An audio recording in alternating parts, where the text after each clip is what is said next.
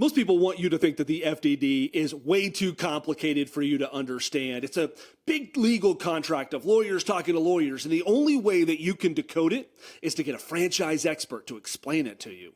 But here's the thing. In the next few minutes, I am going to teach you how to read one, not as a franchise expert, but as a home service expert. Hey, I'm Ty, founder of Preservin, and I have been in the home service and home improvement industry for over 20 years, and I've owned my own home service business for the last 10 of those. Before launching Preservin as a franchise, I read more than 100 FDDs, talked to a bunch of people I knew that had bought franchises, and I worked with one of the top franchise professionals in the industry to craft an FDD that actually reflects how a franchise should operate, especially in the home service space. Our FDD is not just a legal formality. It's a strategic roadmap, and it reflects how we support our franchisees, scale our operations, and build a business around real data and homeowner needs. Now, everyone who usually does one of these videos walks you through the FDD, items 1 through 23, starting at the very beginning. Well, I'm going to do things a little differently here because I believe that an FDD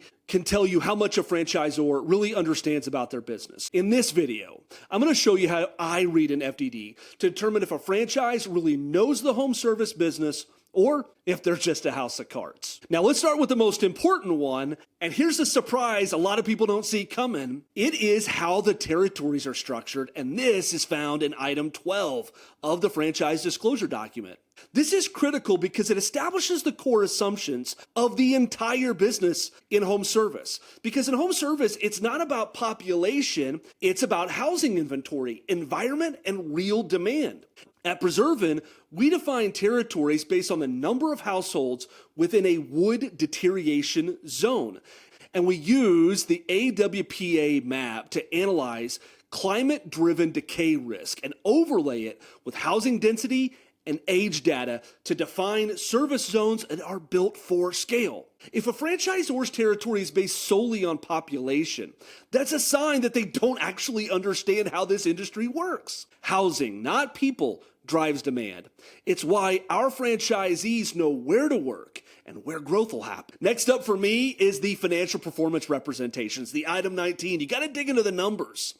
This shows you what a business can actually do and honestly how transparent the franchisor is being. If I look at a home service franchise and there is no disclosure, no numbers, that's a hard pass. If I look at something that's just got some top line revenue numbers, well, the thought that always comes to me is revenue is for vanity and profit is for sanity. I need to see how much money I can make, right? Now, some brands like to do these like big group quartiles where they share a lot of averages in revenue, averages in profitability. That's okay, but I like to go even further. What we show is a modified statement by location. For example, in 2024, our OKC location that's in a moderate zone earned $401,000 in revenue with a 69% gross profit margin. Orlando, in a severe decay zone, made $405,000.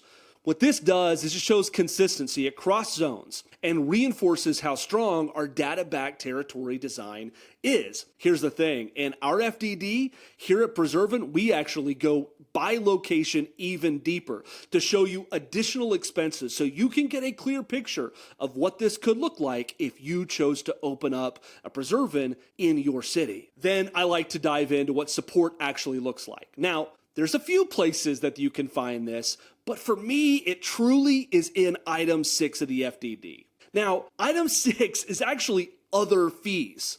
But for me, I see it as a window into the franchisor's support structure because low fees can mean low support. At Preservin, the 7% royalty keeps us supporting our franchisees for the long haul through operation growth phases and ongoing business health. Then we have a 1% brand development fund. And this is how we collectively share in the expansion and awareness of Preservin as we grow into a national brand. But we like to go further and share additional costs that you will have every single month, like software fees, contact center, national marketing resources, and yes, we unapologetically require a minimum local marketing spend every single month. Not because we're going to profit from it, we won't, but because we want you to plan for success. We've studied what it takes to build a healthy business, a scalable business. And that baseline investment is key. And finally, you got startup costs, and this is found in item 7 of the FDD. But here's the thing, I don't want you to just think about what this is to get started, but I want you to look into it and see what of these things am I going to repeat or duplicate every time I look to scale? Can I gain some insight? What does it take to launch that next truck, to grow my crew? You should be able to find this kind of information in your item 7. Look at whether the franchisor is being realistic.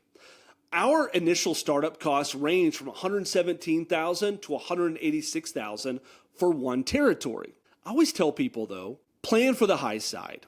Don't fall in the trap of undercapitalizing your business to meet some franchise salesperson's monthly quota. Your business deserves to be properly capitalized and funded so it can scale with stability. The FDD is full of contract language. It does have a lot of lawyers talking to lawyers, and there is plenty of fine print. But for me, it's not really about that. It's about future-proofing your investment. It tells you how your franchisor operates, how transparent they are, and whether they really understand what it takes to be successful in this industry. We wrote Preservan's FDD through the eyes of real operators because that's what we are.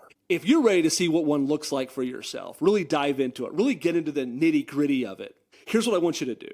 I want you to click the link in the description and fill the form out. You and I are going to schedule a one-on-one call where I'm going to walk you through the FDD. I'm going to answer your questions. I'm going to make sure you get a copy of it in your hand to go through in your own time and to get the advice that you need to be successful. Thank you so much for watching this video. I hope you enjoyed it. I hope you learned a lot. I hope you learned how to read an FDD, not as a franchise expert, but as a home service expert.